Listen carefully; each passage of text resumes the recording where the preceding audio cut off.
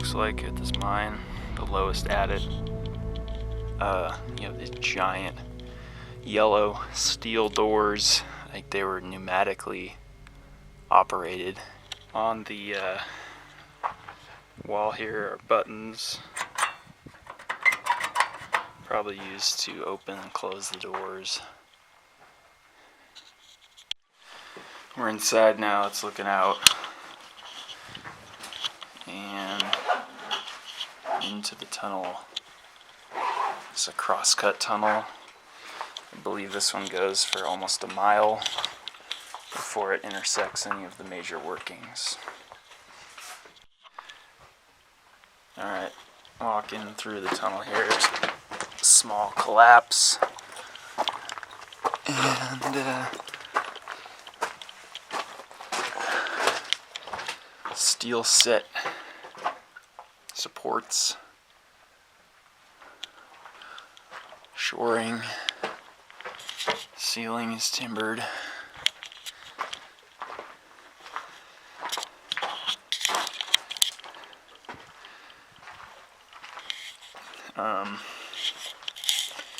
The first things I noticed here is the distance between the two rails is about 3 feet, maybe a little more, so it would be really interesting to see what kind of a locomotive they had running through this mine. I'm sure it was really impressive, whatever it was. We're passing through a curved steel set section.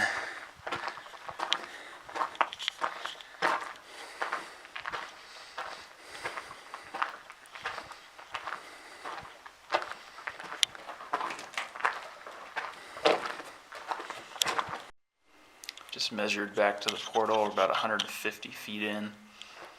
No more steel sets. This is solid rock, bedrock above us. Looks like we have a water line on the left there.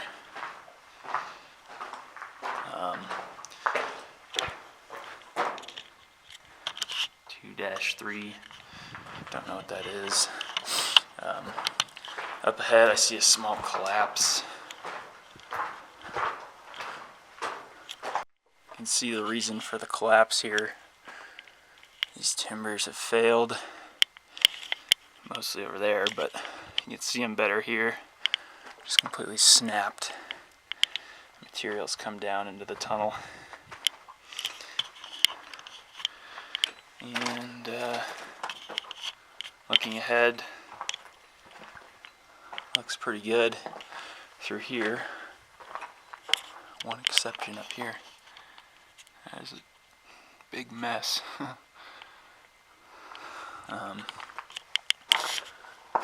Yeah, so they must have just encountered a section of partially fractured rock, so they put up these supports.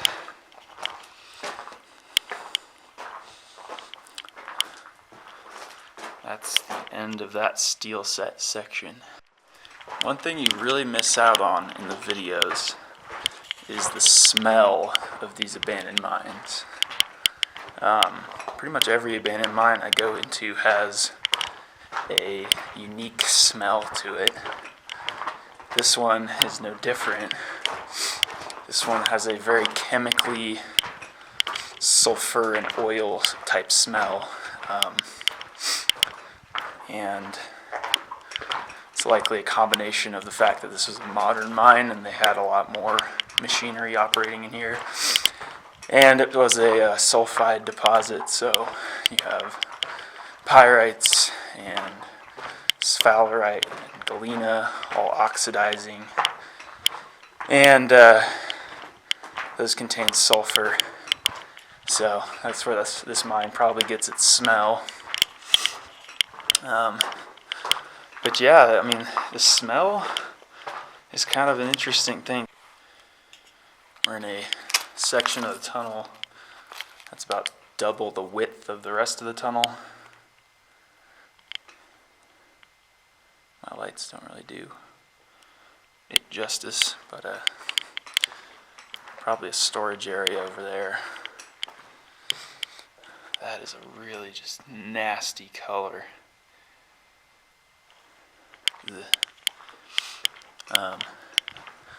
Some steel sets up ahead. I see a light bulb as well.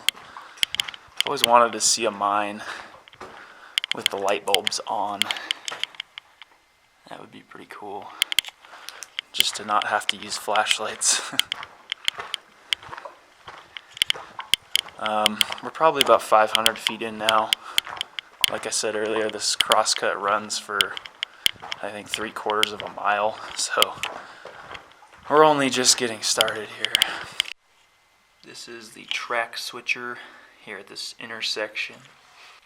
It's completely rusted and can't move it, but that would have probably switched these tracks.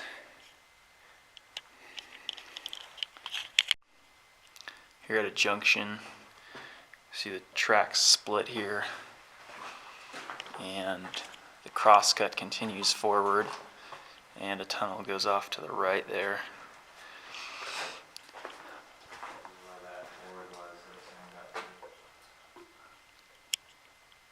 We continued left down the main crosscut. We have a storage area that's completely empty and a concrete pad, maybe for a compressor, generator or something. We're going to continue on forward down the crosscut here. That's the crosscut continuing forward. Here's another junction.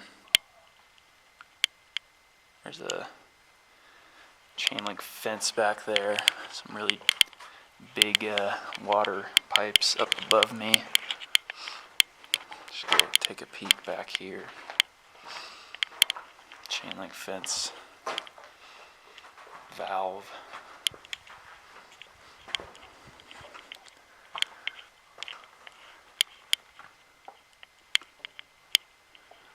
This looks like one of the elevator shafts.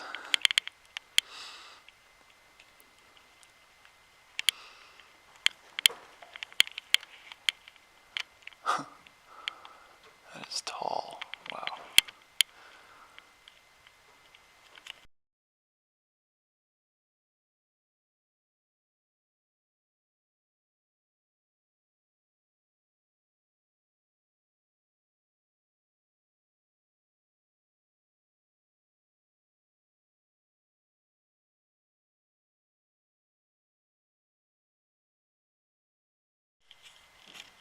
This is looking at one of the compartments in the shaft, this elevator shaft. This collar here is eroding, and I do not want to get very close to this because it is a far drop down this shaft. That is terrifyingly deep. Just taking a look at the shaft station. Light bulbs. Shaft goes way up there. 3 compartments. 1, 2, 3. These are little doors here. This one's stuck open, but I think you get the idea. That one looks like it has some large tubes going down, maybe a ventilation.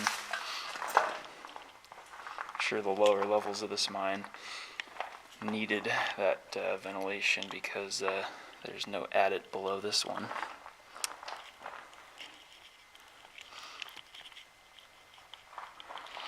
That's back toward the crosscut.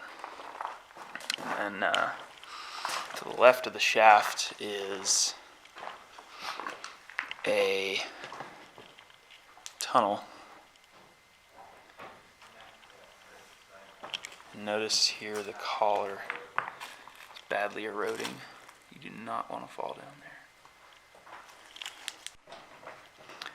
Alright, so we took that tunnel to the left of the shaft.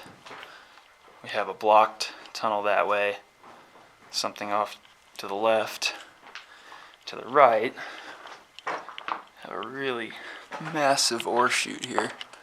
This probably is coming from the shaft itself, elevator shaft.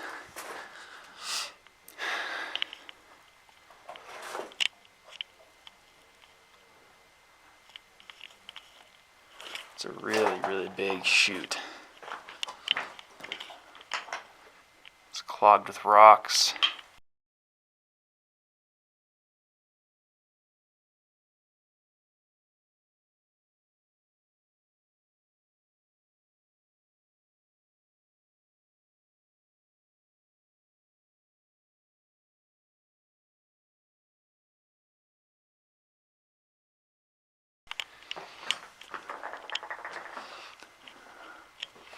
Looking forward is another chute, very similar to the first one, but a little more damaged.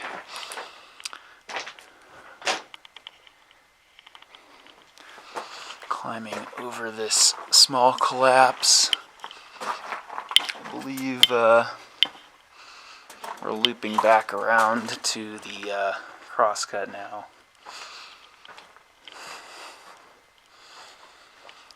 Wow. There's another ore chute there. We'll take a look at that in a second. Yeah, so this is one of the junctions that we skipped. This one went right off of the crosscut, so that's back toward the crosscut there. And let's go check out this ore chute here.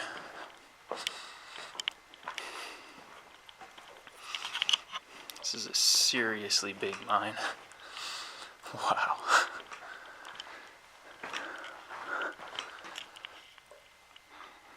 That ore chute's like the size of a small vehicle.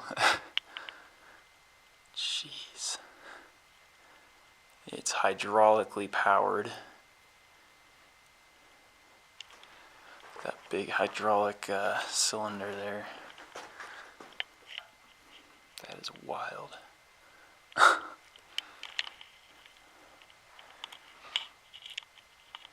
That might be like a chute behind it or something that continues down to lower levels. Not sure.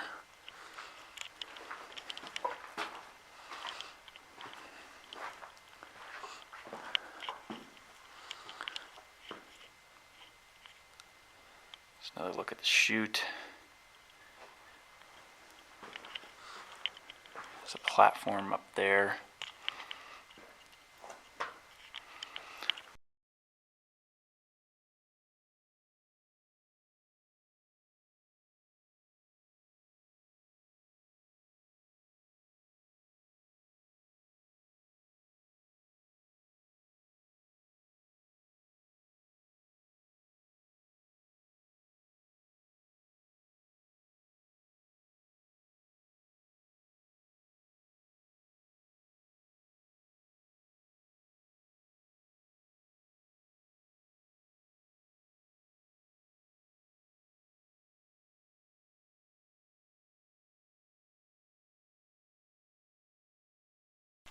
Crazy stuff. Alright, we got some miscellaneous junk over there.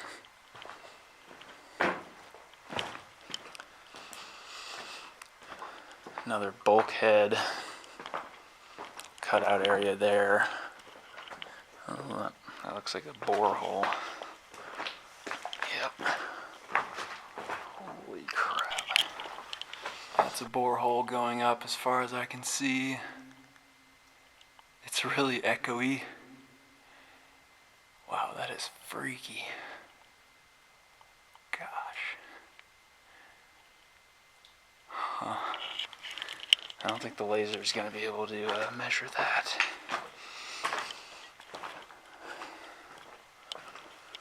Got some timbers on the left. The rails continue through this bulkhead.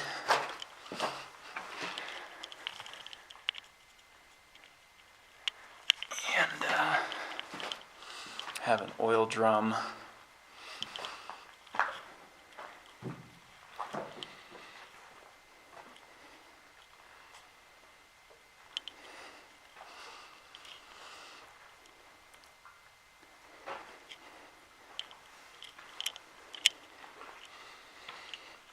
Here's another, wow, this borehole